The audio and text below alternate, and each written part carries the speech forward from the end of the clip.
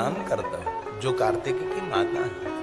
तो आइए हम नव दुर्गा को भी याद करें, शैलपुत्री को प्रणाम करें, ब्रह्मचारिणी को प्रणाम करें, चंद्रघंटा को प्रणाम करें और कुष्मांडा को प्रणाम करते हुए हम स्कंद माता को प्रणाम करेंगे। स्तोत्र कंठस्थ करने जैसा है, जैसे 12 ज्योतिर्लिंग के स्तोत्र बोलते हैं, 12 गणेश जी के स्तोत्र बोलते हैं, ऐसे नव दुर्गा के स्तोत्र का गायन करने का प्रयास करें। सबको करना चाहिए, ऐसा तो नहीं कि एक देवी उपासक हो, शक्ति उपासक है वही करें, सबके लिए है।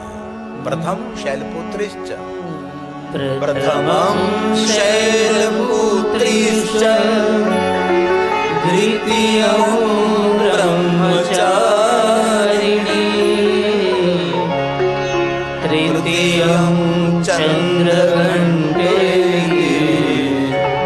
कुष्मांडेति, चतुर्थकम्, पंचमं स्कंदमातेति, षष्ठं कात्यायनीति च, सप्तमं कालरात्रिति, महागौरी च अष्टमम्, नवमं सिद्धिदात्रीश्च, नवदुर्गा प्रकीर्तिता, नवमं सिद्धिदात्रीश, नवदुर्गा प्रकीर्तिता, नवदुर्गा प्रकीर्तिता। प्रकीर्तितम, विशेष प्रकार से माता जगदम्बा हम आपको प्रणाम करते हैं, आपको याद करते हैं, आपके नाम का हम कीर्तन करते हैं। तो रुद्र नाम का भयंकर असुर, उनका पुत्र महाबलवान जिनका नाम है दुर्गम, अति भयानक, देवताओं को पराजित कर दिया और ब्रह्मा जी का तप करके ब्रह्मा जी के पास से वेद ले लिया और वेद धर्म का प्रचार प्रसार बंद हुआ। इसलिए यज्ञ, पूजा, अर्चन, सब जप, तप, सत्संग सब कुछ बंद हो गया। देवता तृप्त रहने लगे, अनावृष्टि हुई, 100 साल तक आकाश में से जल का बिंदु भी नहीं गया। सभी प्रजाजन दुखी दुखी हो गए और दुर्गम नाम के महाअसुर का इतना आक्रमण था, सभी देवता अपने स्वर्ग, इंद्र अपने अमरापुरी को छोड़कर हिमालय पहाड़ों के कंदरा में चले गए। हाहाकार होने लगा, सभी प्रजाजन दुखी दुखी हो गए। सभी देवताओं ने मिलकर माता जगदम्बा भवानी माता पार्वती की उपासना की और माता पार्वती ने हजारों नेत्रों के साथ देवताओं के समक्ष मां पार्वती प्रकट हुई। हजारों हजारों अगणित नेत्रों के साथ माता पार्वती ने देवताओं का दुख देखकर रुदन किया। 9 दिन तक मां रोती रही, पूरी धरा मां के आंसुओं से तृप्त हो गई। सभी जलाशय भर गए, सभी नदी भर गए, समंदर भरने लगा, सभी कुप बावड़ी भरने लगे और धरती तृप्त हुई तो बहुत सारी वनस्पति उगने लगी और सभी देवताओं को, प्रजाजनों को माता जगदम्बा ने तृप्त किया और सभी देवताओं ने मिलकर माता जगदम्बा की स्तुति की और हाथ जोड़कर विनंती की कि मां, वेद धर्म का लोप हो गया, इसीलिए अनावृष्टि हुई। दुर्गम नाम के दैत्य का आप अंत करे भगवान। और माता जगदम्बा ने कहा कि देवताओं, आपके हित के लिए, प्रजाजनों के हित के लिए दुर्गम नाम के असुर का मैं अंत करूंगा। और माता भवानी के अंग में से अगणित विद्याएं प्रकट हुई, संख्या न विद्यते मातृकाएं प्रकट हुई और सभी देवियों ने मिलकर दुर्गम नाम के असुर के साथ बड़ा युद्ध किया। कोई देवता युद्ध करने के लिए नहीं गए। दुर्गम नाम के असुर के सामने सभी देवियां युद्ध कर रही थी, इनमें कोई देवता शामिल नहीं हुए। देवता सब देख रहे थे युद्ध क्या हो रहा है और माता भवानी ने अकेले ने युद्ध को प्रारंभ किया था। और युद्ध करते करते दुर्गम नाम का असुर की सेना बड़ी बड़ी सेना थी, अकल्पनीय सेना थी, अक्षुण्ण सेना थी। अकेली मां लड़ रही थी और मां के क्रोध से अपने अंग में से अलग अलग देवियां प्रकट होने लगी और युद्ध में शामिल होने लगी। अगणित मातृकाएं दुर्गम नाम के असुर के सैन्य के सामने लड़ने लगे और देखते देखते दुर्गम नाम के असुर के सैन्य को समाप्त कर दिया और माता भवानी ने अपने त्रिशूल के प्रहार के द्वारा दुर्गम नाम के असुर का अंत कर दिया। और दुर्गम नाम के असुर का अंत करते हुए उनके ने जो वेद ले ले था, वेद को वापस लेकर देवताओं को सौंप दिया। वहां तक हमने कल कथा की थी। सुरक्षित ऐश्वर्य देवी देवताओं को ब्रह्मा के पास जो वेद थे, वेद को सौंप दिया। और अब सभी देवताओं ने माता जगदम्बा की सुंदर स्तुति की। जहां से मैंने कल कथा छोड़ी थी वहां से आज मैं 5 श्लोक जो देवी पुराण शिव महापुराण अंतर्गत है उनके बारे में आपके समक्ष में थोड़ा कहने का प्रयास करूंगा और फिर आपको महादेव की सुंदर सुंदर कथा में गाने का प्रयास करूंगा। सभी देवता बोले, अभी माता जगदम्बा ने वेद दिया देवताओं को और सभी देवताओं प्रजाजनों का माता जगदम्बा उमिया ने कल्याण किया, इसीलिए सभी देवता माता जगदम्बा के बारे में बोल रहे। सभी देवता बोले, हे अंबिके, हम लोगों के लिए आपने अनंत नेत्रों वाला स्वरूप धारण किया। क्योंकि पहला स्वरूप जब देवताओं के सामने माता जगदम्बा उमिया माता पार्वती प्रकट हुई तो अगणित नेत्रों के साथ प्रकट हुई थी। अतः मुनि लोग आपको शताक्षी कहने लगे। अगणित नेत्रों धारण करने वाली माता जिनका नाम है शताक्षी देवी, उनकी भी एक साधना रहती है। शताक्षी देवी की विशेष प्रकार से उपासना रहती है। मैं तो बहुत कम शब्दों में बहुत अल्पीकरण करके आपके समक्ष में कहने का प्रयास करता हूं, लेकिन आप विस्तृत जो है तो बहुत सारी देवियों की कथा है। शताक्षी के नाम ने सभी ऋषि मुनियों ने आपका आराधन किया। मां भवानी अगणित नेत्रों वाले होने के कारण आपका नाम शताक्षी रहा और ये सभी देवताओं ने मिलकर इस श्लोक का गायन किया और भगवान महर्षि वेदव्यास की रचना है। इसीलिए चैत्री नवरात्रि चल रही, इसीलिए विशेष प्रकार से थोड़ी अलग सी बात आपको कहने का प्रयास करता हूँ। क्योंकि हमारे गिरी बापू ऑफिशियल यूट्यूब चैनल में, हमारी सदविद्या चैनल में बहुत सारे हमारे श्रोता नियमित कथा का श्रवण करते हैं। उनके लिए थोड़ी सी नई कथा तो मैं क्रम में कहता ही रहता हूँ, लेकिन इनमें कुछ न कुछ नई बात रोज हमारे शिव महापुराण अंतर्गत से खोज रहती है और श्लोकात्मक कथा कहने का प्रयास करता हूँ। चमत्कार से भरी हुई कथा नहीं, और कोई दुनिया में चमत्कार नहीं होता, अपने अपने कर्मों को भोगना ही पड़ता है। इसलिए चमत्कारों की दुनिया में भ्रमित नहीं रहना चाहिए, वास्तविकता को स्वीकारने का प्रयास करें। श्रद्धा विश्वास अलग बात है, लेकिन चमत्कारों की दुनिया में उलझे हुए रह जाओगे तो जीवन में और आपके कार्यक्षेत्र में वो पीछे रहोगे। इसलिए चमत्कार नहीं, वास्तविकता का स्वीकार करें। कथा कहकर प्रजा को गुमराह करना वो कथाकार के लिए अपराध है। ये शिव महापुराण ग्रंथ है, तोटका शास्त्र नहीं है। लोगों को तोटका दिखाकर प्रजा को गुमराह करना ये अपराध है, कभी नहीं करना चाहिए। और तोटके के प्रयोग के लिए महादेव है, अपनी तुच्छ सांसारिक कामनाओं की पूर्ति के प्रयोग के लिए शिवलिंग है। ये तोटके के प्रयोग का ग्रंथ है। एक थोड़ा सा पाठ है जो ब्रह्मा जी ने नारद जी को कहा कि ये पुष्प चढ़ाने से ये लाभ मिलता है, ये पत्र चढ़ाने से ये मिलता है। बाद में 2 श्लोक ऐसे गाए ब्रह्मा जी ने कि सब कुछ करते हुए जो आपका कर्म ठीक नहीं होगा तो कर्म का फल तो भोगना ही पड़ेगा, ये ब्रह्मा जी ने कहा।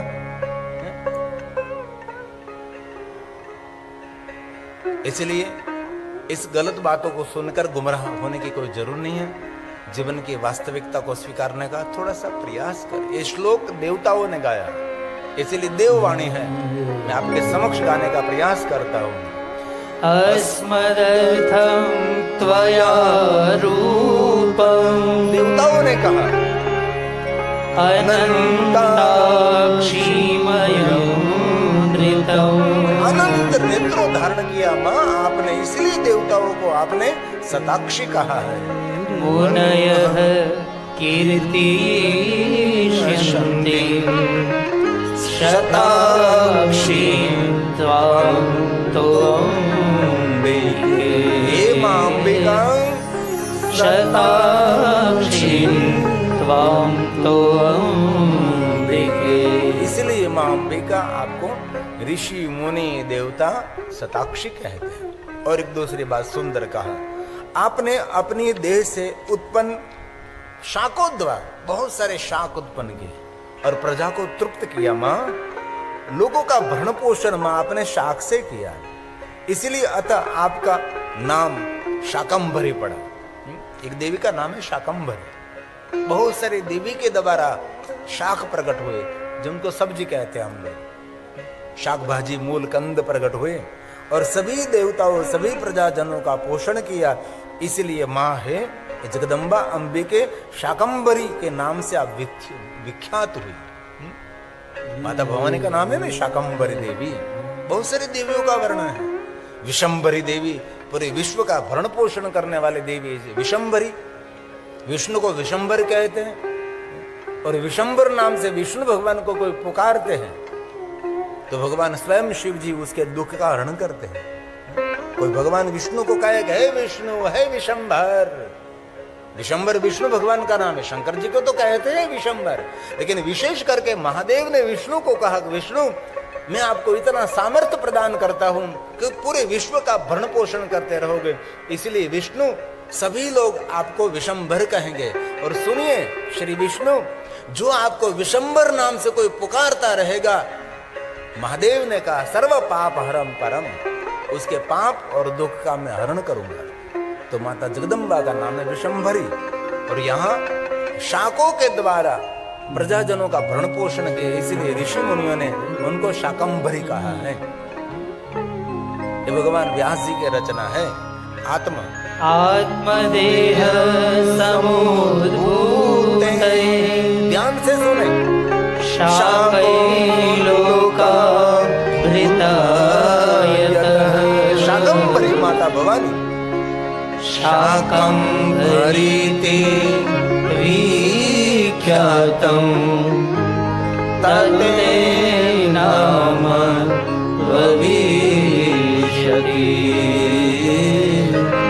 तते नाम भविष्यति। इसलिए माता जगदम्बा को शाकंभरी नाम से पुकारा जाता है। शाकंभरी की एक विशेष प्रकार की उपासना है। अलग अलग शाकों की मां जगदम्बा की पूजा होती है। बहुत सारे सब्जी, शाक भाजी, उनके द्वारा माता की विशेष उपासना। जो देवी उपासक है, मैं तो आपको बहुत कम शब्दों में समझाने का प्रयास करता हूँ। देवी पुराण में तो बहुत बड़ा विस्तार है। जो देवी उपासक है विशेष प्रकार से शाकों से, और माता जी का श्रृंगार भी शाकों से होता है। जितने सब्जी हैं सभी सब्जी को एकत्र करके माँ का श्रृंगार करते हैं। भिंडी से हमारा आहार बनाते हैं, बैंगन से, बहुत सारे अलग अलग, लौकी से लेकर सभी सब्जी, सभी शाक भाजी लेकर माता का श्रृंगार होता है। और विशेष प्रकार से माँ जगदम्बा की उपासना और उसकी पूजा होती है। उसको शाकंभरी कहा गया है। सभी देवताओं ने कहा, ये सभी उमा संहिता में, और कहा हे तात, आपके प्रभाव को न जानने वाले हम लोग वाणी, मन और शरीर से मां आपको अप्राप्य रहे। सूर्य, चंद्रमा एवं अग्नि रूपी 3 नेत्र वाली हे मां, आपकी स्तुति कौन कर सके, आपकी महिमा कौन गा सके। जो कि भवानी को भी 3 नेत्र हैं, त्रिनेत्रधारी। भाल में भी चंद्र है। जैसे भगवान शिव जी का रूप है, ऐसे शिवानी का रूप है। शिव और शिवानी में कोई फर्क नहीं। नागणी सी मां की भी महिमा है ना। जैसे नागेश्वर महादेव है, ऐसे नागेश्वरी देवी की भी महिमा है, उसकी भी अलग महिमा है। जैसे नागकुल की रक्षा भगवान महादेव ने की, तो नागेश्वर महादेव के नाम से भगवान शिव प्रसिद्ध हुए। वैसे माता भवानी ने नाग कन्याओं की रक्षा की, इसलिए नागेश्वरी नाम से मां जगदम्बा प्रसिद्ध हुई। जैसे नागेश्वर महादेव, ऐसे नागेश्वरी महादेव। नागों की रक्षा शिव ने की, और जो नागणी थी, नाग कन्याओं थी, उनकी रक्षा माता भवानी ने की। इसीलिए नागेश्वर और नागेश्वरी दोनों की महिमा है। भगवान शिव जी अंग पर सर्प क्यों पहनते, हम सब जानते हैं। पूरे नागकुल के महादेव ने रक्षा की है। व्याल प्रिया, व्यालानम पतिये नमः। व्याल का अर्थ होता है सब। व्यालों का घर, जैसे सचिवालय, देवालय, जिनालय, शिवालय, ऐसे भगवान शिव जी का नाम है व्यालय। व्यालों का संग्रह रखते भगवान शंकर जी। एक नाग ने अगणित नागों को धारण करने वाले भगवान महादेव हैं। इसीलिए कहा, हे मां त्रिनेत्र धारिणी, कौन आपकी महिमा गा सकते। हम लोग कभी भी वाणी से, मन से, शरीर से हम आपसे अप्राप्त हैं। हम आपको प्राप्त नहीं कर सके, हम आपको समझ नहीं सकते। माता जगदम्बा के बारे में सभी ने कहा है, वांग मन, वाणी और मन, वांगन काय दुष्प्राप्यम, दुष्प्राप्यम काय, शरीर, मन और वाणी से मां हम आपसे अप्राप्य रहें। सूर्य चंद्र नीलोचन, जैसे भगवान शंकर जी के 3 नेत्र हैं, सूर्य चंद्र अग्नि, भगवान महादेव के त्रिनेत्र, त्रिनेत्रधारी भगवान शंकर है। त्रिनेत्र महादेव, त्रिनेत्र महादेवी, महादेवी के भी त्रिनेत्र को धारण करती है माता जगदम्बा की। और जितने नाम शंकर जी के हैं, इतने नाम शंकरी का भी है। जितना नाम महेश्वर का, इतनी महेश्वरी। जितने सनातन, इतनी सनातनी। जितने भैरव, इतनी भैरवी। जितने देव, इतनी देवी। ये हमारे सनातन की गरिमा है, सनातन की श्रेष्ठ महिमा है। स्तोतु हे मां, स्तोतुं न शक्नुमो मात, हे मां स्तव प्रभावा आपके प्रभाव को हम थोड़ा सा भी समझ नहीं सकते। मां आप में कितना सामर्थ्य है। मां कितने आप शक्तिशाली हैं। आप में मां सामर्थ्य जो है हमारे लिए अप्राप्य रहा, हम प्राप्य न कर सके। मां हमारी बुद्धि के द्वारा मां हम समझ नहीं सके। सभी देवताओं ने मां की शरणागति का स्वीकार करे। हम जैसे देवगणों को देखकर सुरेश्वरी माता शताक्षी के बिना कौन इस प्रकार की दया कर सकता है। भगवान शिव का नाम है सुरेश। हमारे जैसे कथा व्यवस्था के हमारे सुरेश भाई, मैंने पहले दिन कहा था, सुरेश नाम शंकर जी का है, इसलिए यहां आया सुरेश्वरी। सुरेश तो सुरेश्वरी। हे मां जगदम्बा अम्बा भवानी, हे सुरेश्वरी, हमारे देवगुणों का दुख कौन जान सकता है। आपके सिवा मां कौन कृपा हमारे पर कर सकते हैं। शताक्ष के बिना कौन हमारे पर दया रख सकते हैं। मां तू करुणा सिंधु है, मां करुणा रूप है। हमारे पर आप दया करके अगणित नेत्रों के द्वारा मेरे दुखों को आपने देखा। एक नेत्र के द्वारा आपने हमारे दुखों को नहीं देखा, 2 नेत्रों के द्वारा हमारे दुखों को नहीं देखा, 3 नेत्रों के द्वारा मेरे दुखों को नहीं देखा। हमारी प्रजाओं के दुखों आपने अगणित नेत्रों के द्वारा देखा। और ये 3 नेत्रों के द्वारा मां आप नहीं रोई, अगणित नेत्रों के द्वारा माता आपने रुदन किया 9 दिन।